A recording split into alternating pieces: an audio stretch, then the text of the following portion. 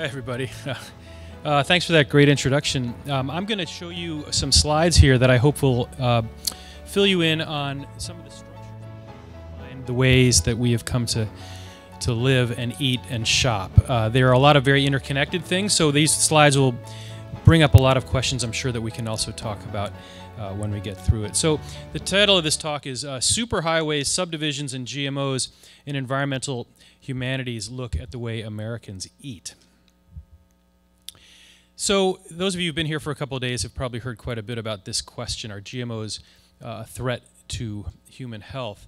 Most scientists say no. As you've heard many times over the course of the last few days, there's quite a bit of controversy about this question among non-scientists. But for my purposes, I'm really interested in things that are beyond that. We can talk about whether eating a genetically modified plant is more or less unhealthy than eating a regular plant later, if you like. But I'm interested in questions that I think are actually bigger than that. So a little bit of background. Ooh, that doesn't look quite right. What that says is, after World War II, the American landscape underwent a radical transformation. So you have to remember that the world experienced this great trauma in Europe during World War II. And we had hundreds and hundreds of thousands of soldiers over there fighting. And we lost a lot of people. One thing we decided to do, having been over there, is we took a look at the Autobahn system of highways that had allowed Germany to move troops and vehicles all over Europe in a very efficient manner, which allowed them to do the damage they did. So we decided to follow suit and create a highway system in the United States. Now, this may not be immediately apparent to you, but if you drive on the interstates, occasionally you will see a sign that says the Eisenhower Interstate system. And the little emblem is a circle of 5 stars. The circle of 5 stars are there to represent the 5 stars that Dwight Eisenhower had when he was the commanding officer of the Allied forces in Europe. So we built this system of highways in what we would now call a system of homeland security. The idea was the highways would allow us to defend ourselves if we were ever invaded. That's why the highways were built. Now you might be thinking, what does that have to do with our food system? Well, this is what the highway network looks like now. Those of us on the East Coast are very familiar with roads like I-95, which I drive on every single day from my home in Baltimore to my university in Delaware, up and down, up and down, up and down. But you can drive from Maine to Florida on 95. Along the way, you're going to hit a lot of intersections like those you see up there, big beltways around the big cities, beltways around Boston, beltways around Philadelphia, beltways around Baltimore or Washington or Richmond. Big, big, fast, safe, wide roads. Right now, the interstate highway system is around 47,000 miles long. And that's only the interstates, the federal highways. That does not include the smaller roads, the state roads, little county roads. That's just the big highways.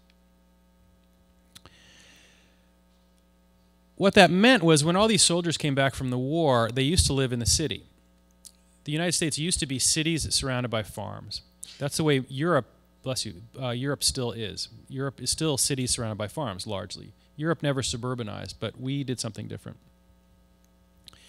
It used to be that you talk to guys, people, you know, maybe your grandparents' age, that said they wanted to move out into the country, build houses in the country. What the country meant was building houses outside the city. What that country was farmland. So I live in Maryland, which is, by comparison to New York, quite a small state. But even in the little state of Maryland, we've lost 1 million acres of forest and farmland over the last couple of decades. You know, the joke about the East Coast is that farms no longer grow food, they grow houses. So all of us, you know, you live on Long Island, you certainly have experienced that with, I mean, one of the first Levittowns was out here. This place used to be one of the great centers of potato farms. Now it's all subdivisions and suburbs. So that's what we've grown up with. That's what we've come to know and come to expect. That is fine as far as it goes. We've got lots of nice places to live and nice places to shop. But what we don't have is a lot of nice places to grow food. So since the 1930s, in the United States, we've lost 4 million small farms. Now, we all know stories of the farmer who could no longer pay his bills, so he sold out to a developer because he could get a big fat check, sell his farm, developer comes in, plows it over, and paves it, builds a bunch of houses. The joke I always think of is that subdivisions are named for the things that were destroyed to make them. So just take a look anytime you pass by a big subdivision and see what it's called.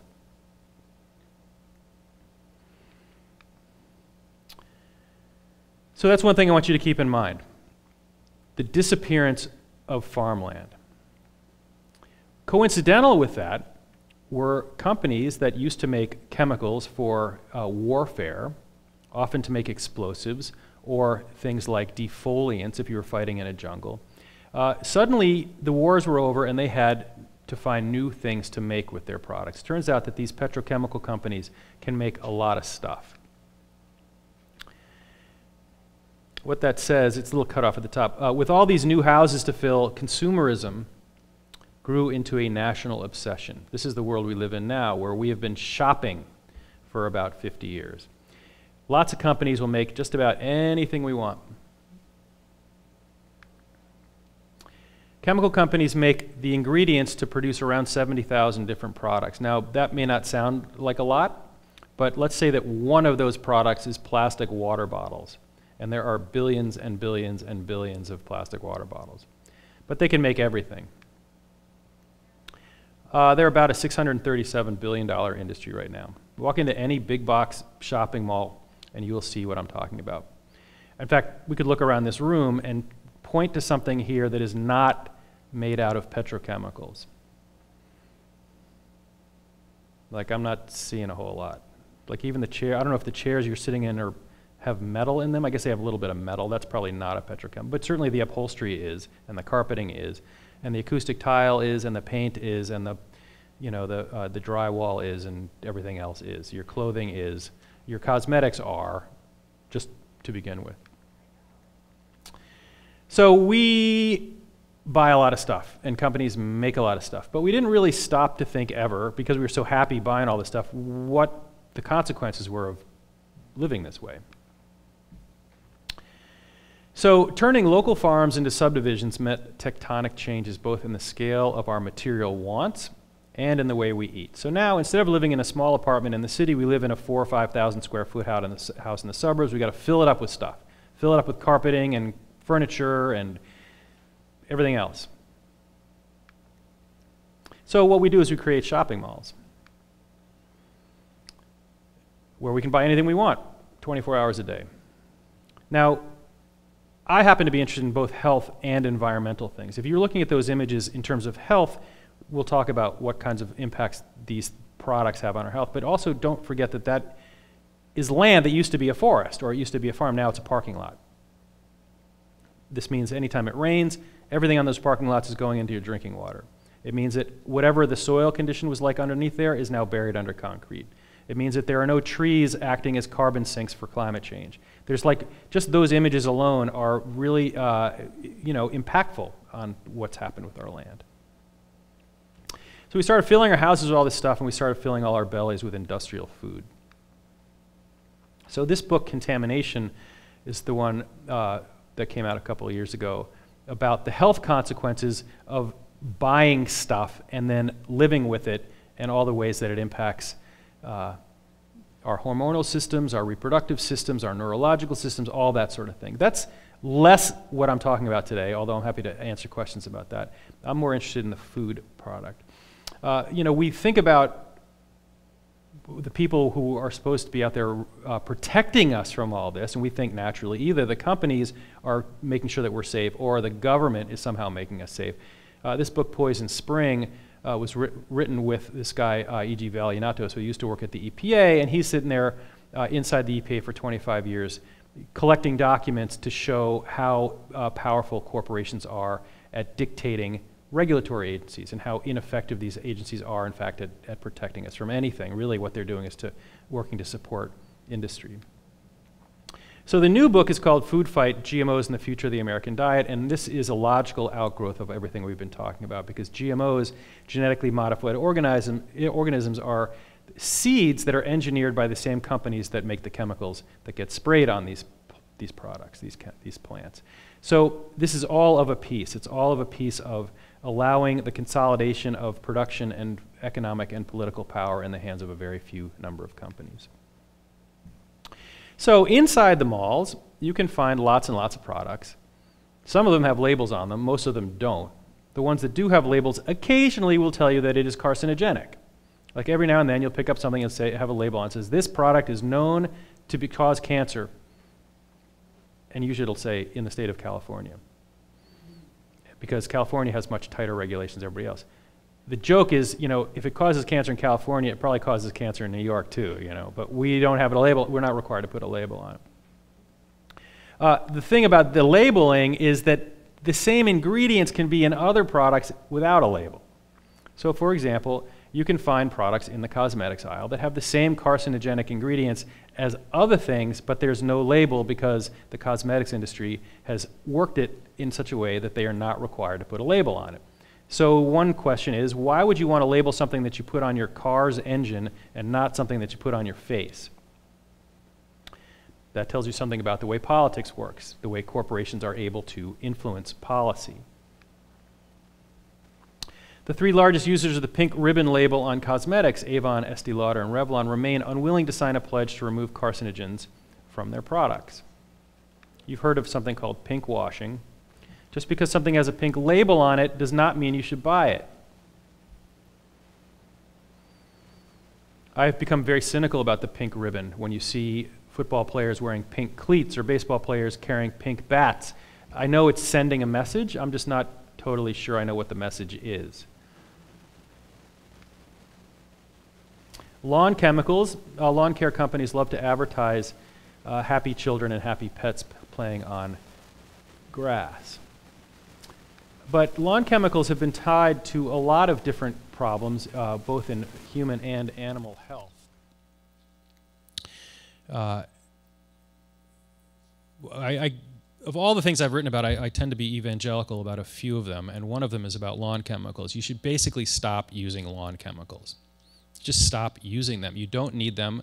You have to ask yourself what you're doing it for. If you're spraying herbicides on your lawn to kill clover, this is a very bad idea because clover is a perfectly happy little plant. It doesn't impact you. It doesn't hurt your feet. What it does is it feeds bees, which we desperately need because we're losing bees all over the place. Clover also happens to be what's called a nitrogen fixer. It takes this nitrogen out of the atmosphere and puts it in the soil. And if you get rid of your clover, now you have to buy fertilizer. So instead of buying 0 products, now you have to buy 2. So save yourself some money, do the environment a good deed, and do your health a good deed, and just don't buy any of this stuff. Don't fall victim to the advertising that is trying to convince you that you need this stuff. Most of the things we're talking about today you actually don't need. In fact, you need very little of it. Although training yourself to resist advertising is tricky in this world. We're bombarded all the time. So think about DDT. When DDT was first released out on the market, it was marketed, as things always are, as a miraculous way to get rid of bugs. People don't like mosquitoes, so you come up with a product that'll kill all mosquitoes. Well, it doesn't just kill all mosquitoes, it kills everything else. It kills all kinds of insects.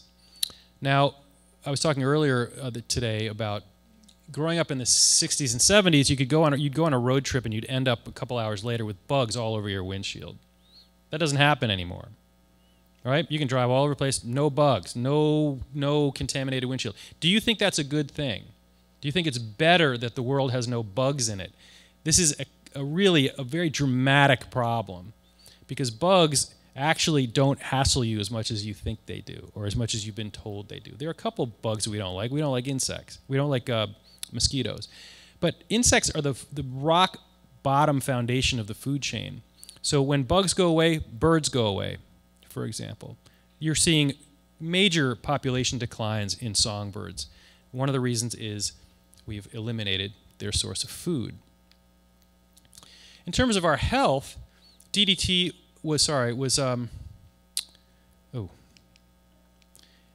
was marketed as totally safe for us to use. We could spray it right on our kids' heads to get rid of lice, for example.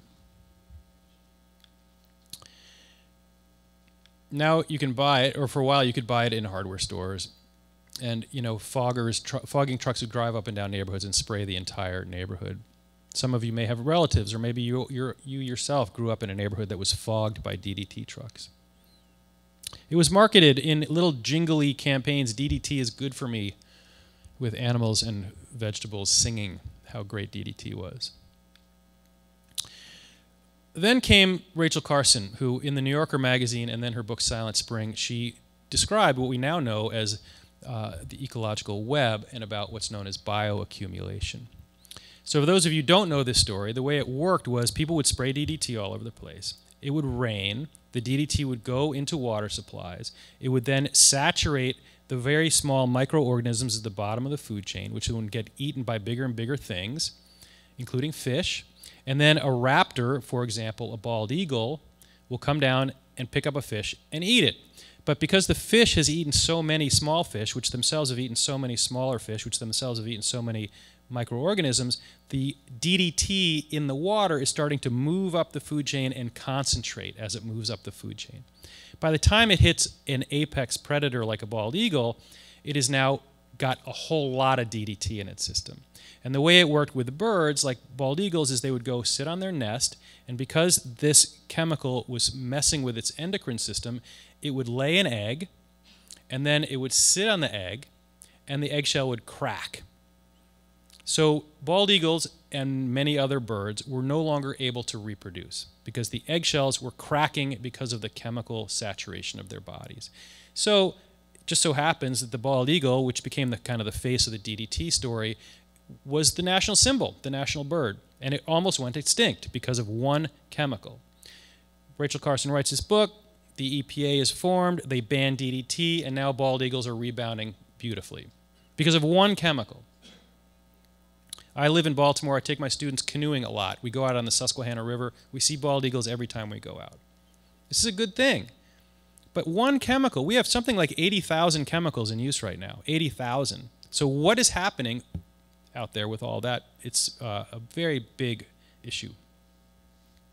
Of course, the chemical industry, when this came out, Rachel Carson was becoming a problem for their product, so they did everything they could to destroy her. Those of you who have read Silent Spring may know the story, but it's worth knowing that she was dying of breast cancer even as this book was coming into print, and she was dead a year and a half after Silent Spring was published. So she became, a great hero of the environmental movement, but as she was dying, she was also being publicly crucified for daring to contradict the chemical industry.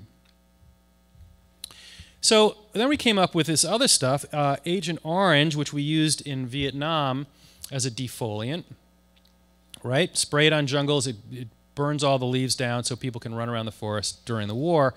After the war, we needed to find new markets for it, so we pulled it apart and took out a component of it known as 2,4-D.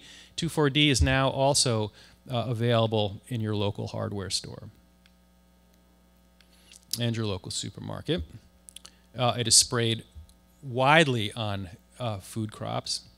And until recently, it was actually still sprayed on my own campus until we got some student journalists to write about it, and they got rid of it. And now they're using less toxic things. So that's all going on in the background. So food production, remember we talked about all the farmers disappeared and all these chemicals are being introduced. Now all the food production is moving out to the Midwest, right? This is a fairly logical progression. Farms on the East Coast disappear, farms move to the Midwest because we still got to eat. Now all we have here on the East Coast are subdivisions, we got no farms, we still have to eat. So just look at what you're looking at here. Corn, wheat, and soybeans all together add up to something like 250, 300 million acres. Now, in addition to the health consequences that we're going to talk about, you have to look at that as a landscape, because as a landscape, those acres are about as ecologically viable as a parking lot.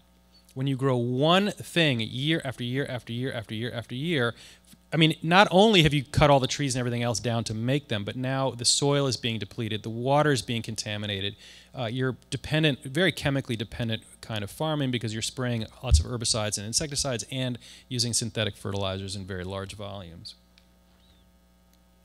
Now, the important thing, this is kind of where we're going back to the very first slide, are GMOs bad for us? Well, I'll let other people argue about the science of genetics. My question, my larger point here is the GMO crops that are being grown in this country essentially for one purpose, which is to prop up that kind of food. Now, I don't think there's any argument about whether that kind of food is bad for our health. So whether whether eating a genetically altered plant is damaging to your body, eating the food that it is used to make is. So we have, as you well know, national epidemics of obesity and diabetes and high blood pressure and all that. That's because this is the kind of food that we're eating. And all of that is grown out of industrial monoculture GMO grain. So you might look at a hamburger and say, I don't see any GMOs in that picture. Well, the hamburger was made out of cheap industrial beef, and cheap industrial beef is all fed GMO corn. Now, without even getting into the fact that cows did not evolve to eat corn, they evolved to eat grass, right? They're herbivores. They're not supposed to eat corn. But corn is cheaper to grow than having cows grazing on grass. So what we've designed is an industrial system to force feed cows something that they are not evolved to eat. So when cows get sick because they're eating corn instead of grass, we've got to shoot them up with antibiotics and all that. That's a whole nother can of worms. But GMOs are in all that stuff right at its very foundation. All those roads, all those big farms in the middle of the country radically changed the way we make and eat food. So this is the way Americans eat now. We want our food fast and we want it cheap. A very high percentage of American meals are eaten in somebody's car. This is unlike the way human beings have eaten in all of human history and all of human culture. We eat differently. Drive across the U.S., and this is what you will see. For thousands of miles, basically from the East Coast to the Rockies, this is what you see. That is not a natural landscape. That is a highly industrialized landscape. Monoculture perennial crops. I'm sorry, monoculture annual crops. If they were perennial, we'd have fewer problems. I'll get into that later. Think about when you're looking at those crops, what you don't see. You don't see forests. You don't see wildflowers or native plants. You don't see any animals. And you don't actually even see any vegetables. What you see are the building blocks for the industrial, processed, and fast food industries. So when you think about it, going back to the roads, when you build the highways, which then leads to the closing of the farms, now you have to create millions and millions of acres in order to prop up a food system that we already know is demonstrably unhealthy for us. But you also have eviscerated the ecological diversity of this continent. We've also radically shrunk the variety of the kinds of foods that we eat and the kinds of seeds that farmers have to use. So 50, 60, 70 years ago, farmers were planting a much greater diversity of kinds of food than we are now.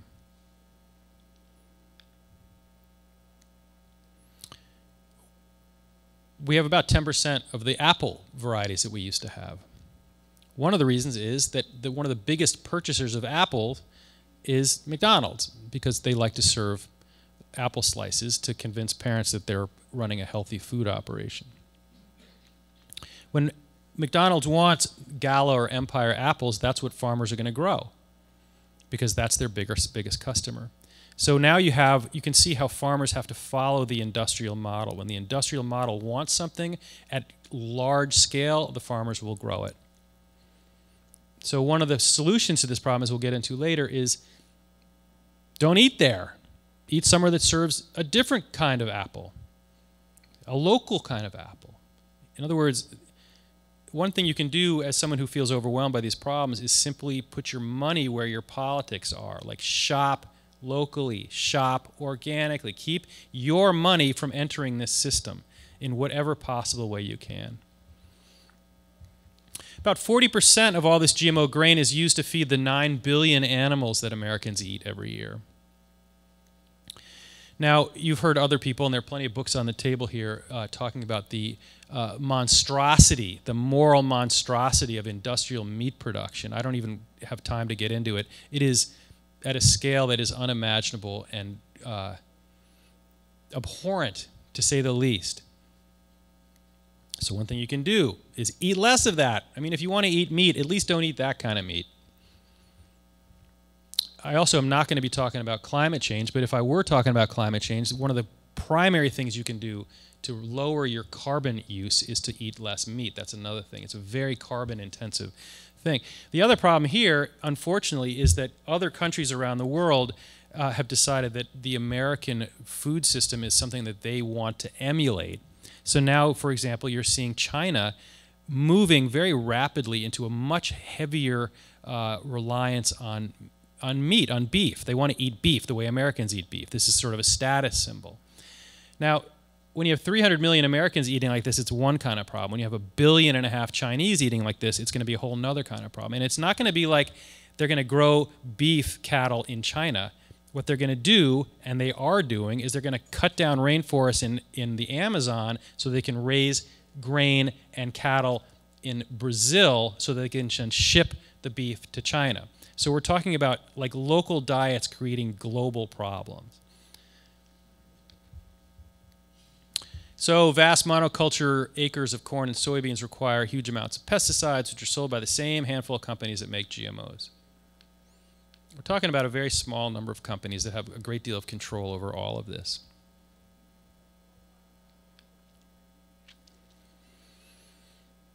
Again, you've heard talks about this before, but pesticides contaminate our food and drinking water. They also are responsible for either directly killing many beneficial insects and birds or indirectly killing them. So, for example, the monarch butterfly, the reason that the non-GMO project has the monarch butterfly as its icon is that monarchs basically eat one thing. They eat milkweed, which unfortunately for the plant has the word weed in its name. Milkweed is actually a beautiful plant. I have some in my garden. And monarchs feed on it. If farms spray herbicides on their farms, it's killing the milkweed. Now, they're not intending to destroy monarch butterfly populations, but they are. So monarch butterfly populations are running at around 4% of their historical norms. It's because they have nothing to eat. It's not because we're killing the insects directly. What we're doing is we're killing their food supply. Get rid of the milkweed, you're going to lose monarch butterflies.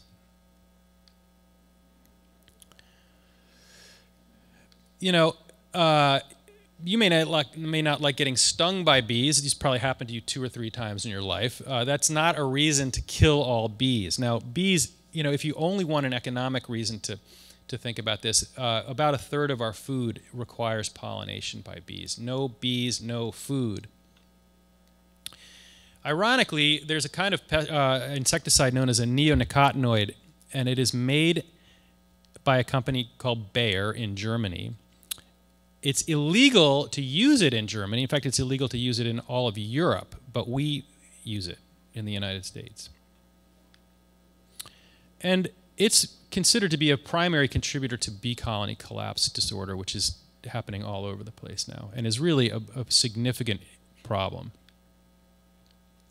That's a graph of monarch butterfly populations dropping down now to somewhere around 3 or 4%.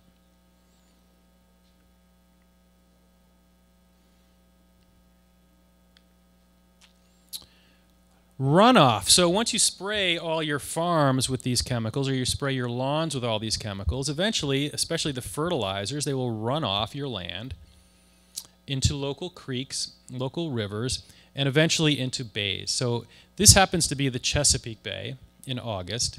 I don't know if you know about this. I'm sure it's happening in New York. It's happening in every major watershed in the country.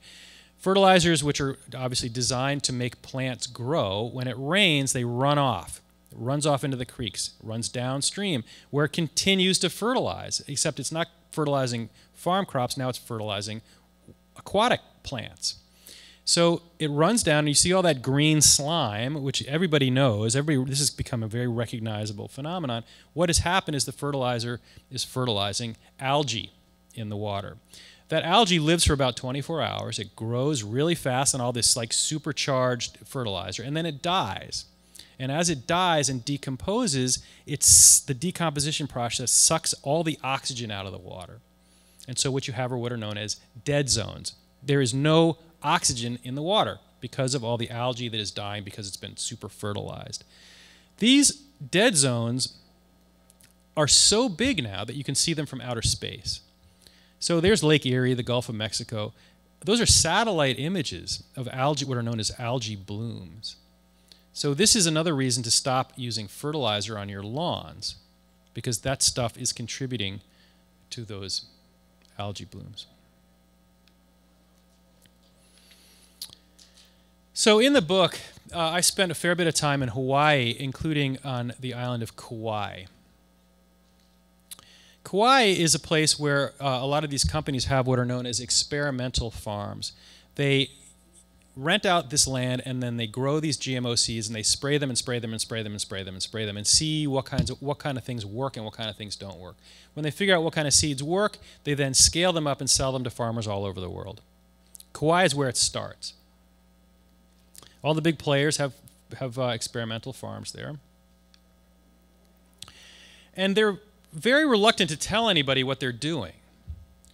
They don't tell you what kind of chemicals they're using or how often or in what concentrations. And you might not know this, but Kauai, you can visit there as a tourist, but people live there. I mean, it's an island with, a very healthy, regular resident population. When those people went to these big companies and said, would you please tell us what you're spraying, because we got schools and villages right down the road, the company said, no, that we won't tell you. So then the people got frustrated and they went to their elected officials and say, yo, elected officials, will you please tell these companies to tell us what they're spraying and what concentrations and how often? And the politicians went over there and the company said, no, we're not going to tell you what's going on. So I showed up over there and I got a local person who knew about this to drive me around and show me where these fields were. And this is a map that she created. The red areas there are where these experimental farms are happening. They happen to be, a lot of them, on old abandoned sugar plantations. So you drive around there and you see these big vats of chemicals. No idea, no labels, no idea what's going on in there. So this starts happening. The companies refuse and refuse and refuse to tell anybody what's going on, so people get more and more angry. They start to do all kinds of crazy street theater, trying to get these companies to cough up some information. They just want to know what they're using, and the companies are incredibly reluctant to do it.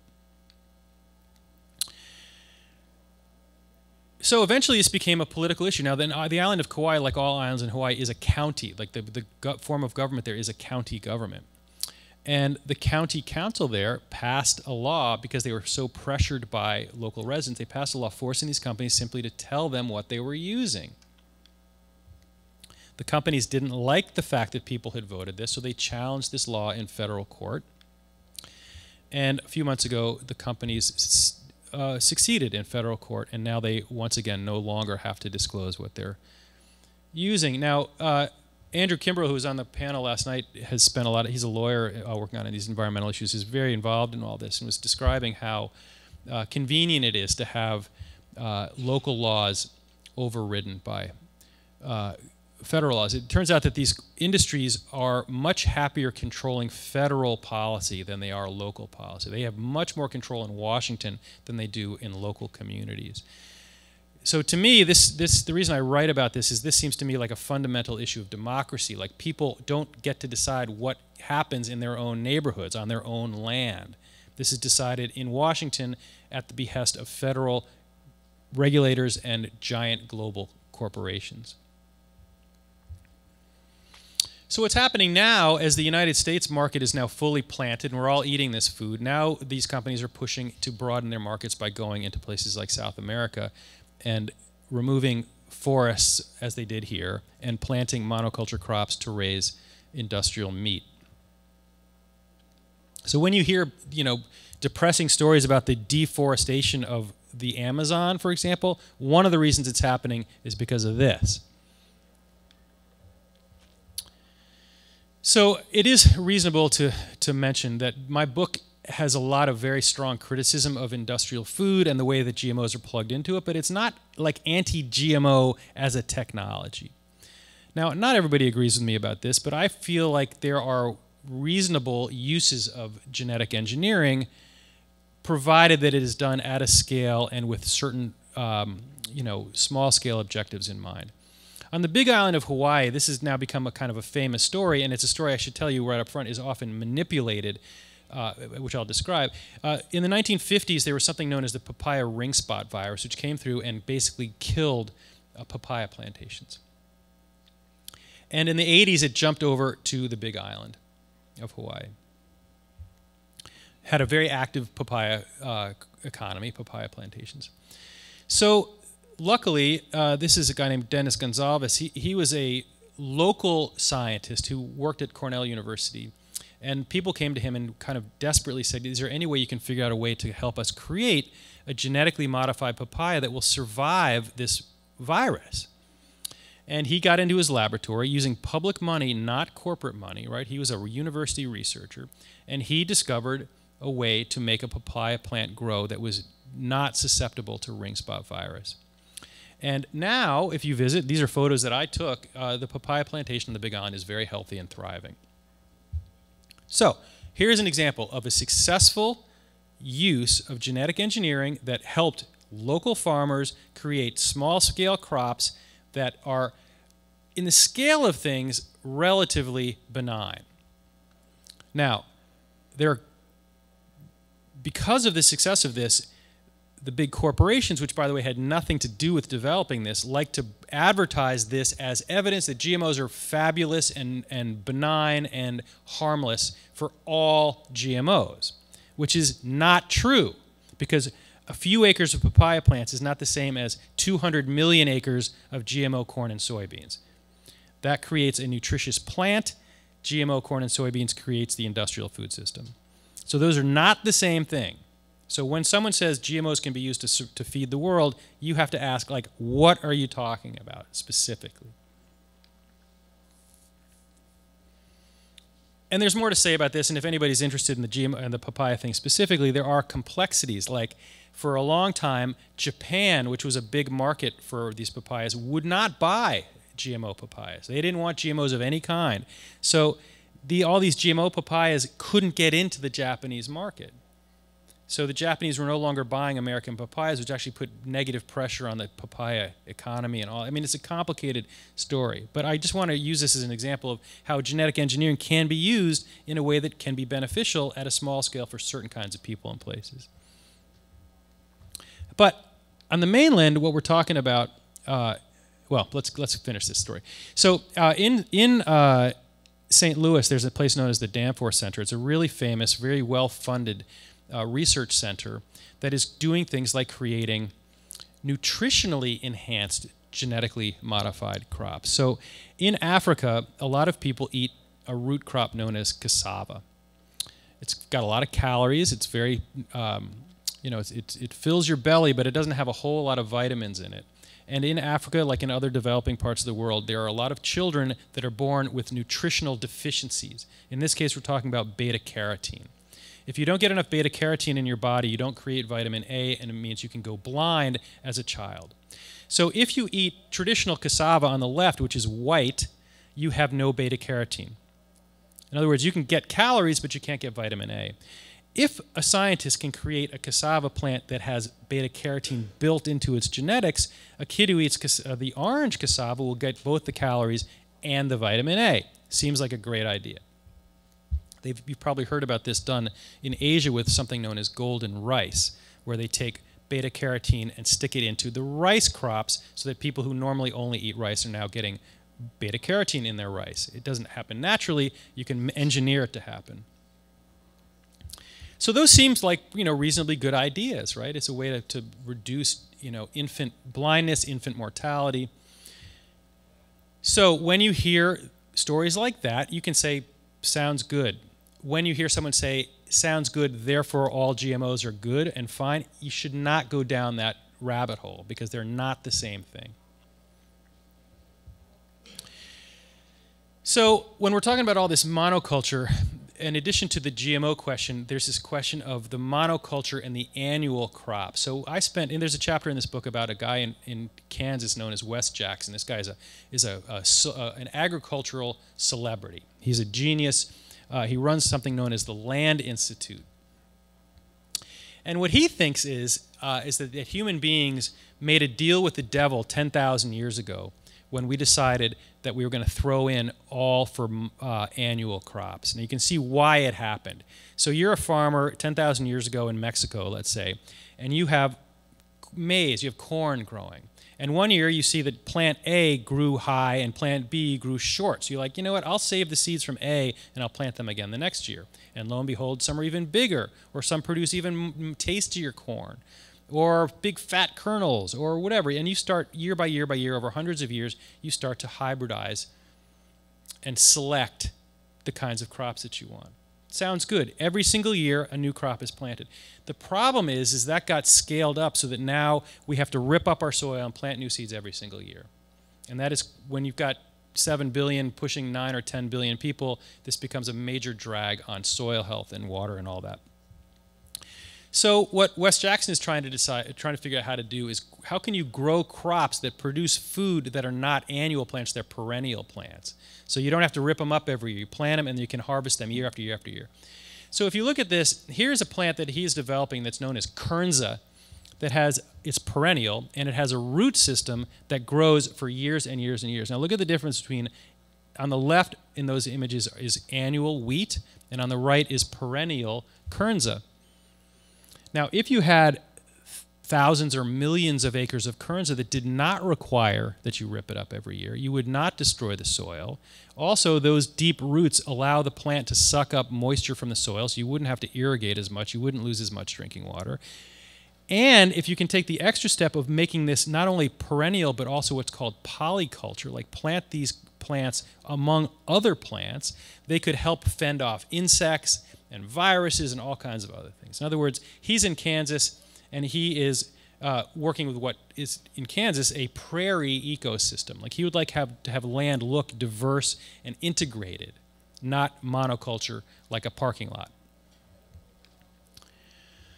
So that's a lot of science and a lot of policy, but you know, I teach a lot of humanities classes, and what I'm trying to figure out is, why is it that human beings have become so completely disconnected from their food, no matter what kind of food we're talking about?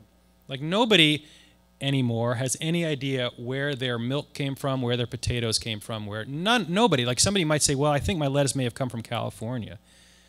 But now we can eat anything we want in any season we want, in any place that we want, and nobody even knows a farmer anymore. So underneath all this stuff is the fact that we are utterly alienated from one of the most fundamental things, which is what we're eating. So what I do is I teach philosophy in my classes. I teach Aldo Leopold, some of you know him, one of the great American ecologists, who says a thing is right when it tends to preserve the integrity, stability, and beauty of the biotic community. It's wrong when it tends otherwise. He introduced this concept of what's known as a land ethic, like you should have an ethical relationship with the land. If you treat your land poorly, it's unethical behavior. In other words, if you eat crappy industrial food, you are actually acting unethically. Maybe not towards another person, but certainly towards the land. We read indigenous literature to try to understand alternative ways of being on this planet, the way we behave, which is to say with European philosophy, especially Cartesian, like really reductionist ideas that the world is just a bunch of tools that we can use to create and engineer things for our own benefit, is actually only one way to interact with the world. There are indigenous cultures all over the world that have different, way more interesting and organic ways of being. I teach things like Buddhism, which is, why is it, you know, Buddhism is one of the great, systems of psychological insight. Like, why is it that we're all so addicted to behaving the way we behave? Whether we're on our phones all the time or whether we're eating junk food all the time. Why is that? Like, what is that we're hoping? Why do we have lawns? What is it that your lawn seems to represent about you that you're so obsessed with? Like, what if you decoupled your own identity with your lawn? It's just a piece of ground, after all. But it takes, a little bit of insight to understand this. I teach Taoism, an ancient Chinese philosophy, which, for my money, is about the greatest environmental philosophy ever created, which says things like, the very best way for you to behave is to get yourself in line with the way that nature actually already is. Like, nature itself is a perfect system. So stop trying to fix it. It doesn't need to be fixed. It doesn't need to be engineered. What needs to be engineered is you. You need to get yourself in line with it. So in other words, China has a lot more to offer the world than just barcodes. So what else do? I encourage people to eat local, preferably organic, but definitely local. Give your money to local farmers. 1 second. I also take my students out and teach them how to grow food. Because if an undergraduate in college thinks that potatoes grows on trees, we got a problem. You teach a student that a potato grows in the dirt, and they're like, oh, really? God, I never really thought about that. Maybe I should take care of the dirt. So these are not ag students. These are humanities students out there learning how to grow food. That's my daughter. I also take them out on canoe trips all the time to get them into their local watershed, because nobody knows where water is anymore, right? Nobody knows where water is. Here we live on Long Island. There's water everywhere in theory, but all we see is pavement. How is that possible? There's water under our feet, probably right here.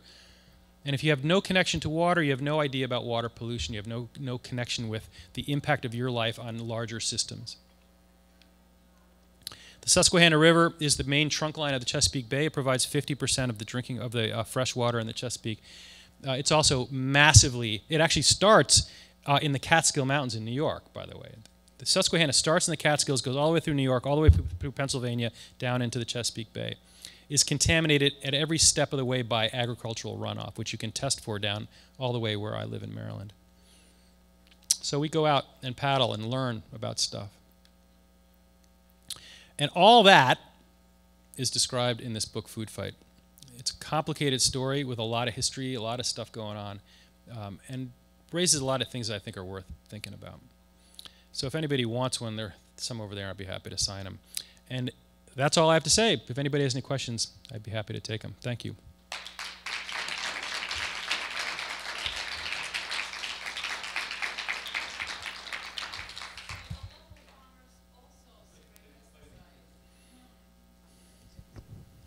So when I went to the local markets to purchase some vegetables, and I asked them, do you spray pesticides? And they said, yes, we do. So how is that healthy as opposed to, I mean, it's fresher, supposed to in the market, but it's also bad. Okay, it's a good question. So there are multiple things going on there. So if you buy his food that has chemicals on it, at least you're not buying chemical food that had to be shipped 1,500 miles to your plate. So the average piece of American food travels 1,500 miles. So if you buy a head of lettuce in Long Island, chances are very good that it was grown in California. Some of you know Michael Pollan, who wrote the book called The Omnivore's Dilemma, which got a lot of people talking about this. He says, I don't know how many calories lettuce gives to your body, but it's very few calories. So the amount of calories that it takes in terms of energy to move a head of lettuce from California to New York so that you can eat it and get 10 calories of nutrition, he says it would be a whole lot more efficient if you could just take a can of oil and just drink it. Because you are losing, in the systematic way of thinking about things, you are spending way more energy to grow it and ship it than you are from actually getting it. So one thing to do is to buy it because at least it's local. The other thing to do is to tell him, you know what, thanks for your offer of chemically saturated produce, but I'm going to go next door and buy from the guy who's organic. And that puts market pressure on him to say, damn, I just lost a customer. I mean, don't underestimate your power as a consumer to say, you know what, I'm not going to give my money to you, I'm going to give it to the guy who doesn't use pesticides, and maybe that'll convince this guy that he's going to lose market share. You know, in other words, if 100% of consumers demanded organic produce, all food would be organic. It just would be, because nobody's going to buy non-organic. So that's a trick. Now, if your choice is between this local guy who uses chemicals and Walmart, I still think local guy is better, because he's not going to use more chemicals than the Walmart food, and he's going to be local, which means it's not coming from God knows where. And he's not going to be selling his land to a real estate developer who's going to put up a bunch of houses on that last little chunk of open space. So it's not a pure answer, but I think you can make better or worse choices, and I think that would be a better one. Yeah. The papaya, which you mentioned that it's genetic modified. Why did Japan refuse to buy it? Why did Japan refuse to buy genetically modified papaya? Yes. Well, the term GMO has gotten such a bad reputation globally, I think mainly because to lots of people, at least outside the United States, GMO has come to be the equivalent of like American corporate control. Like people around the world associate, fairly or unfairly, they associate GMOs with companies like Monsanto and DuPont. And they don't want big American companies coming in and stomping all over their food economy. So I think that Japan was probably suspicious of American corporations, even though actually American corporations were not even involved in the papaya. And I think they just decided that GMOs are still a relatively new thing in the world. They've been around for 25 years, which seems, I don't know if it seems like a long or short term, but in the scale of human food production, it's like a nanosecond. And a lot of people in Japan and certainly in Europe are by default anti-GMO. They just don't want it. They don't want any part of it. They don't want part of the mystery about whether it's healthy or not. They don't want it because, not papaya, but the corn and soybean thing, they don't want these companies coming in and removing all these traditions of food culture that they have and replacing them with corn and soybeans.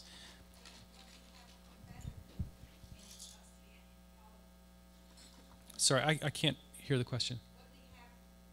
We have competitive in the industry compared to this. If you refuse this for all these reasons, then what is offering there is competitive and better in the theory of life and health? You mean if we choose not to eat GMO foods, what should we eat instead? Is that what you're asking? I confess I have no idea what's going on in Japan. I mean, all I know is that many countries, including Japan, have said no way to GMOs for a very long time, and there are a lot of reasons for that, some of which has to do with health and the uncertainty about whether it's beneficial or not. And a lot of it has to do with they don't want to chuck their traditions of eating. They don't want this new stuff because they've been perfectly happy with the old stuff. I mean, it should make you think about our obsession with this idea that whatever is new is good or whatever is new is better. You know, people, if you think about the way people have been eating in Italy for 2,000 years, like there's a reason for that because it's good food and it's not toxic food and it's sustainable food and it's local food and it's steeped in their local culture. Just because somebody comes up with something new doesn't mean Italy should chuck, you know, its traditions because there's something new on the horizon. This is the fetish we have with technology. We think it's always better. Oftentimes they say that the new technology is only around to fix the problems caused by the old technology.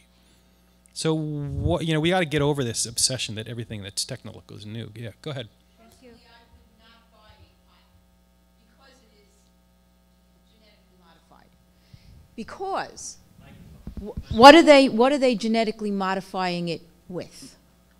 Because I've heard that if you buy ice cream that doesn't melt, it's because there's frog genes in it. Do I want to eat frog genes? Yeah, that's not true. That isn't true. I mean, the problem with this GMO thing is that, and I understand why, it has given rise to a lot of very outlandish kind of conspiracy theories that, you know, everything's got everything else in it. There's a lot of bad information out there. And the reason there's bad information out there is because people are suspicious, as you clearly are, that people are doing bad things to our food system. That is true. But just be careful about where you're getting your information because not every rumor you hear about food is true. Many of the things are, but not everything. Go ahead.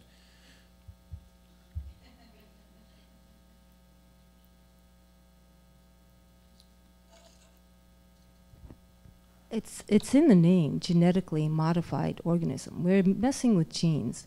The panel we had yesterday was talking about that these hasn't really been tested over time. So to say that it's successful and that it just stops in the papaya, whatever it disrupted in the virus, that once it gets into our body, that it's not going to disrupt RNA and DNA.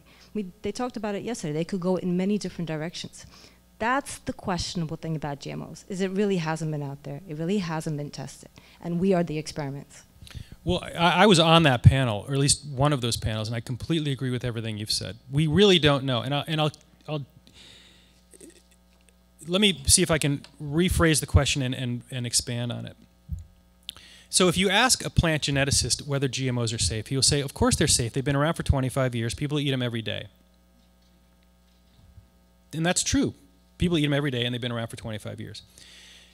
If you take all of human history as a 24-hour clock, we've been farming, not GMO farming, farming at all, for 6 minutes. For 23 hours and 54 minutes, human beings were hunters and gatherers. So 6 minutes in human history scale is the equivalent of 10,000 years. We've been farming for 10,000 years.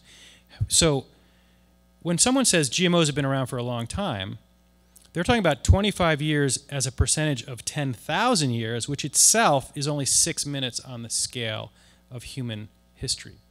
So this idea that we've had it around long enough to know whether it's safe or not is ridiculous. It's a new thing. It's a nanosecond in time. 25 years in the scale of evolution, in the scale of, even in the scale of human agriculture, is nothing. It's a vanishing second. So I'm not sympathetic with the idea that this is like an old, somehow like a fully established technology. It's not. So what it does to our biome, what it does to the environment, we will not know for a very long time. It's like people saying it's impossible that human beings are creating climate change. I mean, that's ludicrous on its face when you start to think about how, in the scale of history, how many years we've been using, cranking this carbon into the atmosphere. It's like it's at a historically unprecedented scale. So we just have no idea. We don't know what the implications are. All we know is what the science is beginning to tell us. So I think you're correct to be very skeptical about this. Go ahead. Getting to the papaya example, I have a slightly different question regarding GMOs in that situation. The GMO is a technological solution to a very biological problem. And the problem is that when we apply that tool, we then forget that there was a problem, right? And so the virus that was causing the problem, it ceases to exist, so it's not a problem anymore.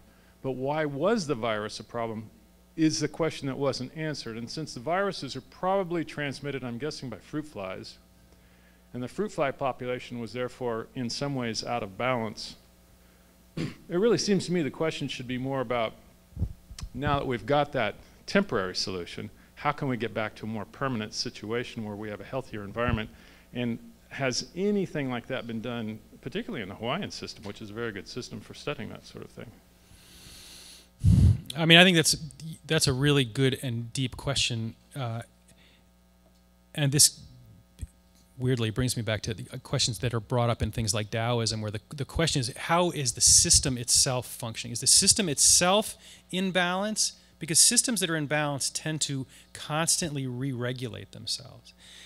I thought the way you were going to ask that question was that, and I think this is also true, is that the papaya problem, like any agricultural problem, is often a function of the monoculture phenomenon itself. So, one thing to think about is the fate of the banana. Some of you may know this story. So every banana, unless you've been in Costa Rica, every banana you've ever eaten almost anywhere on the planet is one kind of banana. It's known as the Cavendish banana. So in other words, and the reason for that is because Cavendish bananas, they have a nice big thick skin. They can be cut green, put on a ship, and sent around the world, and they arrive green, and then they ripen either in the supermarket or on your kitchen counter. So the reason we have them is because they ship, not because they're the tastiest, not because they're the most nutritious, because they ship, which is to say they plug perfectly into the industrial global distribution system for bananas. That's why they're planted everywhere, to the exclusion of other varieties. So what happens with the banana is that, like with all plants and all organisms, other things are trying to get into it. They're trying to get in there and disrupt it. They want to eat it, whether it's a virus or a fungus or a bacteria or whatever it is. When you have only one kind of plant that all these organisms are trying to pick their defensive locks to get into, once it gets in there, it gets into all of them. So if you have a great diversity of crops and these bugs figure out a way to pick the lock of one of them, the rest of them are unaffected.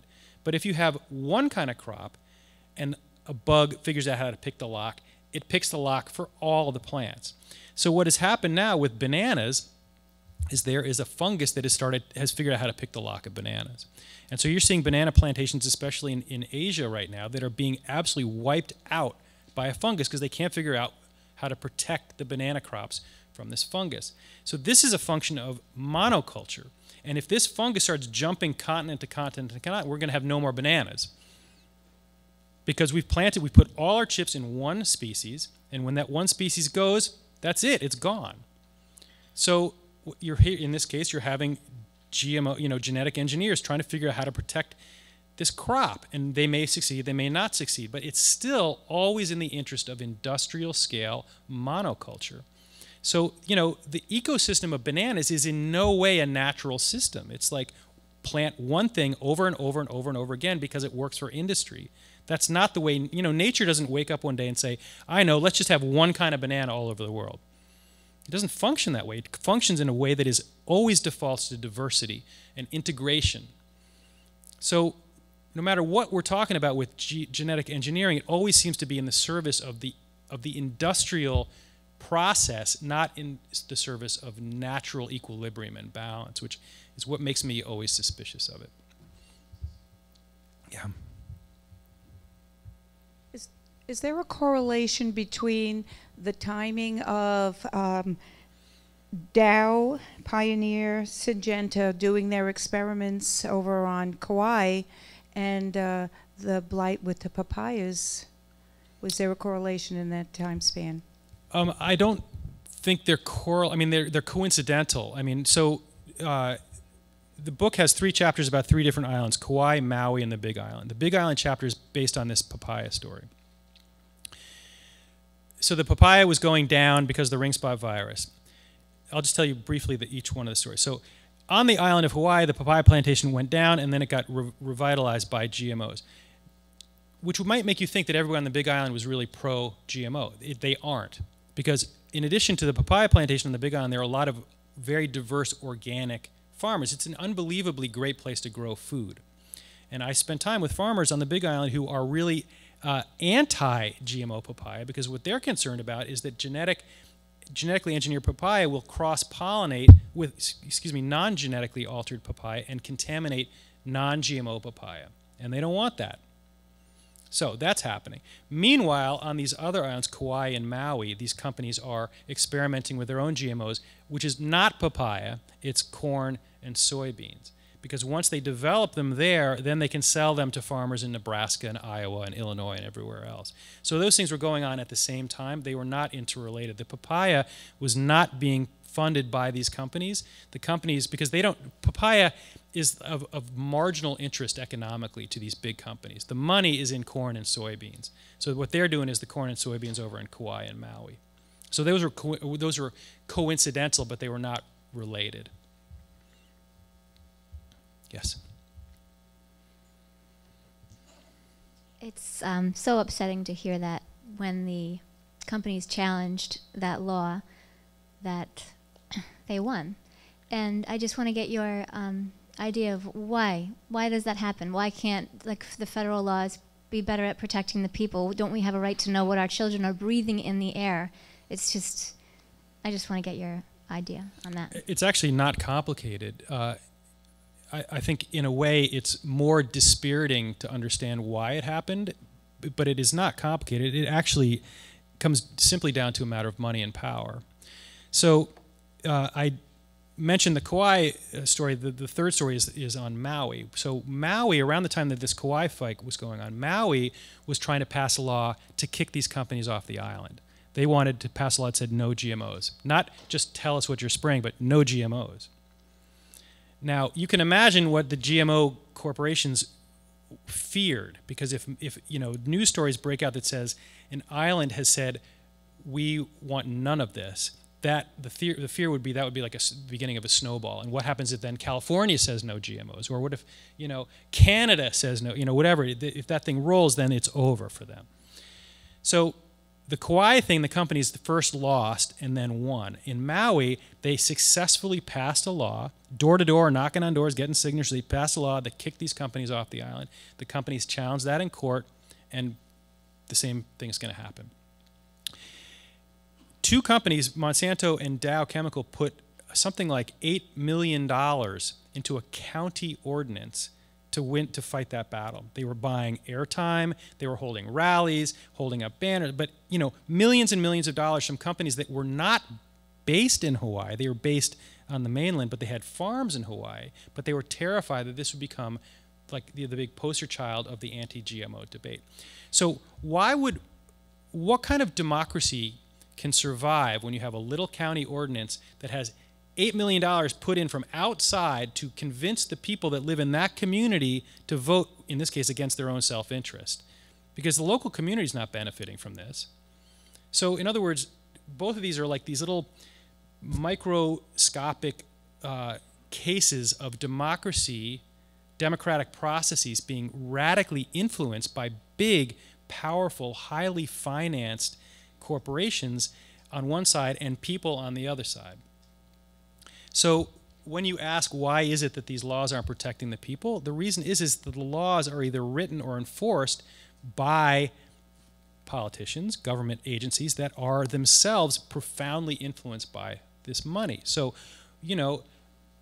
this is a big old can of worms, but one of the reasons that people get so worked up about the Supreme Court decision called Citizens United, which allows companies to pour unlimited amounts of money into politics, is because those companies get an unbalanced amount of power in a political election. So if you have, for example, in Hawaii, you have one person who's running for office that's pro-GMO and one who's anti. And the pro-GMO guy is going to get, tens or hundreds of thousands of dollars from corporations that want GMOs, and the anti-GMO guy's got to go door to door to collect nickels and dimes. Who's going to win?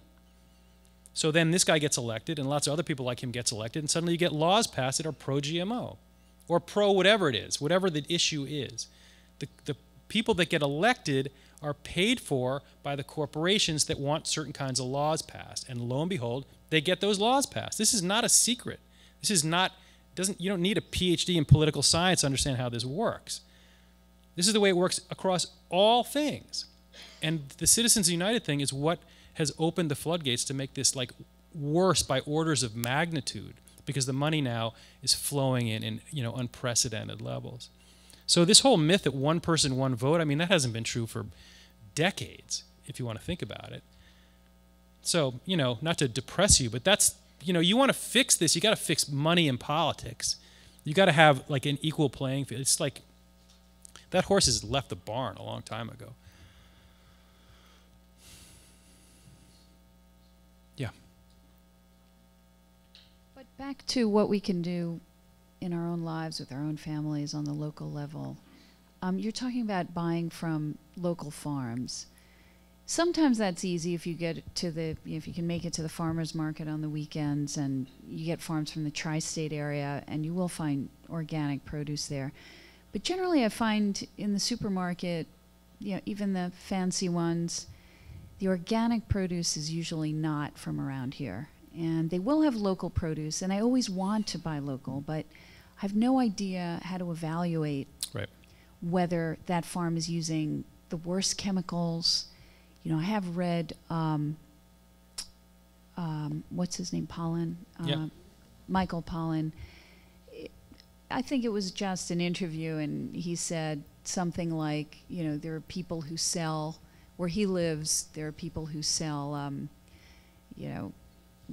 spinach, let's say, that are not certified organic, but their stuff is better than the imported organic. But he doesn't say how he knows that. Maybe he's actually gone to the farm. Is there a way to evaluate even inorganic local produce to be able to support these local growers? At least they're not industrial, at least they're smaller in size, so that we can eat well, eat reasonably, and also encourage a healthier landscape. Your question reflects a lot of uncertainty about this. Like it's so difficult to know what language to believe. So if you buy something that says natural on it, what does that mean? If you buy something that says organic, what does that mean? If you buy something that says non-GMO, I mean, all these labels become very potent symbols of something. Just for the record, the word natural means nothing. Natural is a marketing term, not a legal term. The word organic means it's a legal term that means it was grown with no synthetic petrochemicals, either fertilizers or sprays. So absolutely, you should, whenever possible, you should buy organic, because that is a term that is legally definitive. So now it may be true. It may be. I mean, if you hear conspiracy theories all the time. Maybe there are farmers that are putting an organic label on stuff that's not organic. If they do, theoretically, they're breaking the law. So at least you can take some confidence that if it says organic, it probably actually is organic. If you go to a farmer and he says, I'm not organic, but I am what? Let's fill in the blank. One term that people are trying to come up with is sustainable. Like in the book, I've got a profile of a woman on the Eastern Shore of Maryland who is not organic, but she says that I'm sustainable. She actually uses chemicals and she uses GMOs, but she says I'm sustainable. And sustainability is the goal, not organic. And I've heard other people say this too. Like, what if you had other things going on, like you planted cover crops and you reduced runoff and you nurtured your land in a way that was not just organic but broader than organic? It was not just about the chemical inputs, it was about your general practices. Shouldn't that be the goal?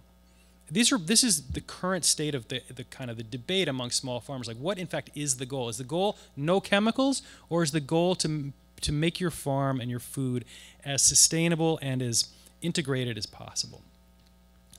So when you go up to your local farmer and he wants to sell you some spinach and he's not organic and you want to decide whether or not to buy this, it does come down to a matter of trust. Like, can you look this guy in the eye? The fact that you're looking a farmer in the eye at all is an important thing, which most of us don't get to do. And you go there week after week and you can actually get to know, like, what are your practices? If he says I'm not organic, you can ask him, like, so what is your philosophy of farming and why aren't you organic? And believe it or not, some farmers will give you a legitimate reason that they're not organic. Organic standards are expensive for local farmers. There are a lot of farmers, I know a number of them, that do not use chemicals but don't call themselves organic because they don't want to do the paperwork. So it's complicated. I'm not saying this is simple, and it does require a certain amount of trust. It requires a certain amount of education on the consumer's part. But I still think the default thing of going organic and going local is the best option when possible. And then as you get to know things better and better, you can cement your confidence by knowing your farmer. Yeah, go ahead. I think there's another goal, having listened to many of the speakers here at this conference, and this is really a very radical situation concerning all and the upcoming generation. And what I'm learning is that if we can't get the healthy foods from our local farms, we can actually create farms in our own homes and in our gardens. We can grow our own sprouts and our own microgreens in our own home. So sometimes it's going to take a radical move like that. And in doing that, we're not contributing to the problem. And then maybe the message will get out. Right. So the idea of growing your own food, she calls it radical, right? So like in all of human history, how many generations of people didn't grow their own food? Like what, 3? Everyone grew their own food forever and ever in all places. It's only now that is somehow seen as this crazy hippie idea. And that fact shows you how penetrating the mythology is. Like, I mean, not to sound too much like an English professor, but language is really important. Like, what do you call farms that use a lot of agricultural chemicals? You call them conventional farms. Conventional, that is to say, the normal farmer uses chemicals. They're not conventional in any way. The use of these agricultural chemicals is a tiny fraction of time in the history of agriculture. So what we should call them is chemically dependent farms. An organic farm would be a hell of a lot closer to a conventional farm because they predated the use of these chemicals. So, language is really important. When you call this radical and that conventional, it's like a funhouse mirror. So it's important to keep your eye on as well. Go ahead.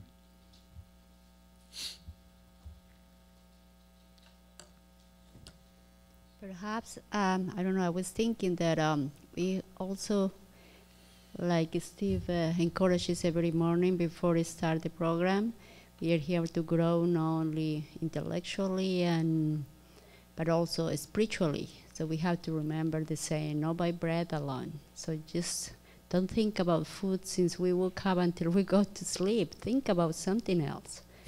And sometimes, like someone told me who knows me close, he said, it's not what she eats, it's what she doesn't eat.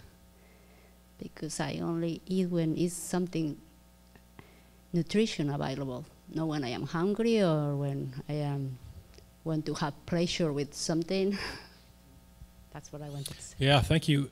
So her question or comment was about how, you know, food and eating is or could be or should be part of your entire way of thinking about the world. Think about your spiritual place in the world, your emotional place in the world.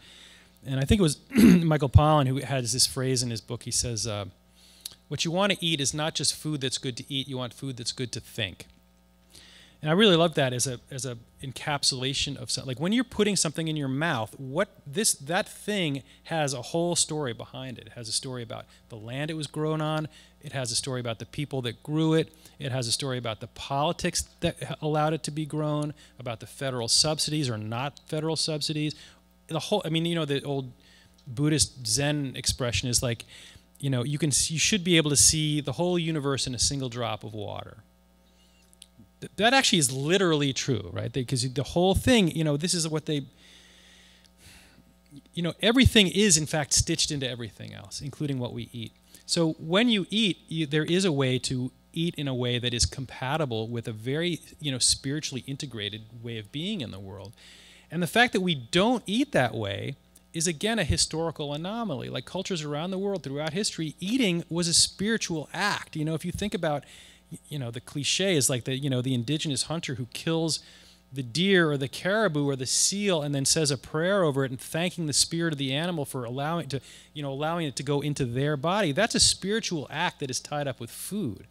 This is why the meat thing is the most grotesque version of this, because we have stripped animals of anything except the fact that they have protein or something.